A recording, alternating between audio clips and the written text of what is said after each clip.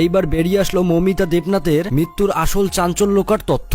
আসলেই কি মৌমিতা দেবনাথকে 20 জন মিলে ধর্ষণ করে হত্যা করেছে, নাকি এই সঞ্জয় রায় একাই করেছে? তাছাড়াও মৃত্যুর আগে মৌমিতা দেবনাথের শেষ ইচ্ছা কি ছিল তা সবকিছু এই ভিডিওতে জানতে পারবেন। তাছাড়াও অন্যদিকে সুপারস্টার জিৎ মৌমিতার মৃত্যু নিয়ে কি বলেছে তাও দেখতে পারবেন, তাই অবশ্যই ভিডিওতে লাইক দিয়ে শেষ পর্যন্ত দেখতে থাকুন। বন্ধুরা, 9 আগস্ট আরজিকর হাসপাতালে ডক্টর মৌমিতাকে ষড়যন্ত্র করে ধর্ষণ করে হত্যা করা হয়। তবে বন্ধুরা, আপনারা একটা কথা শুনলে অবাক হবেন যে এই মৌমিতা দেবনাথকে যখন অনেকভাবে নির্যাতন করা হচ্ছিল তখন তারই নাকি 2 কলিং বান্ধবী তার হাত চেপে ধরছিল। বুঝতেই পারছেন কত চক্রান্ত একটি বিষয়। মৌমিতা চিৎকার দিয়ে বললেও তার হাত পা ছেড়ে দেয়নি তার 2 বান্ধবী। আসলে বন্ধুরা, একটা মেয়ে হয়ে আর একটা মেয়ের কিভাবে সর্বনাশ করে, তাও আবার নিজের বান্ধবী হয়ে, এইটা শুনলেই যেন চোখে কান্না চলে আসে। এমনকি বন্ধুরা, এই মৌমিতাকে হত্যার জন্য তার গলায় এত পরিমাণে চাপ দেওয়া হয়েছে যে তার গলা 2 দিকের 2 সাইডের হাড় পর্যন্ত ভেঙে গেছে। তাছাড়াও তার শরীরের প্রাইভেট পার্ট সহ বিভিন্ন জায়গায় অনেক আঘাত রয়েছে।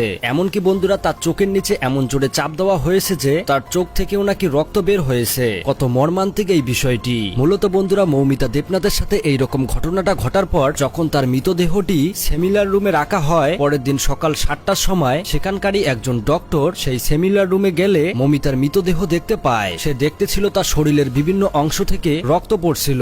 এমনকি তাছাড়াও তার শরীরের বিভিন্ন জায়গায় অনেক আঘাতের চিহ্ন রয়েছে। এমনকি তার শরীরের নিচের অংশেও কোনো কাপড় ছিল না। আসলে বন্ধুরা, এত কিছু দেখার পর এইটাই প্রমাণিত যে তাকে অনেক নির্যাতন করে মেরে ফেলা হয়। কিন্তু বন্ধুরা, এই মেয়েটি যখন মারা যায় তখন এই মেয়েটির বাড়িতে পুলিশ সহ সেই আরজিকর হাসপাতাল থেকে তার বাড়িতে কল করে জানানো হয় যে আপনার মেয়ে আত্মহত্যা করেছে। পরে যখন মৌমিতার বাড়ির লোক ছুটে আসে হাসপাতালে, এমনকি মৌমিতার মুখ দেখতে চায়, তখন তারা 3 ঘন্টা বসায় রেখেও মৌমিতার ফেস দেখতে দেয় না। পরে যখন একটা সময় তাদেরকে ভেতরে ডাকে তখন তার বাড়ির লোক মৌমিতার মৃতদেহ দেখে অবাক হয়ে যায়। তারা তার মেয়ের এইরকম আঘাতের চিহ্ন এমনকি রক্তপাত দেখে তারা নিশ্চিত হয় যে তাদের মেয়েকে মার্ডার করানো হয়েছে। পরে যখন এই বিষয়টা আস্তে আস্তে ছড়িয়ে যায় তখন চারিদিকে বিক্ষোভ শুরু হয়, এমনকি বেরিয়ে আসে আসল চাঞ্চল্যকর তথ্য। পরে যখন পুলিশ এই বিষয়টি নিয়ে তদন্ত শুরু করে তখন মৌমিতার গায়ে একটা হেডফোন দেখতে পায়, যেটি ছিল সিভিক ভলান্টিয়ার সঞ্জয় রায়ের। তারপর পুলিশ গ্রেপ্তার করে সঞ্জয়কে। এমনকি তার কাছ থেকে জিজ্ঞাসাবাদ করলে সে বলে সে সবকিছু স্বীকার করে। কিন্তু বন্ধুরা, এখানেই লুকিয়ে আছে আসল লোমহর্ষক তথ্য।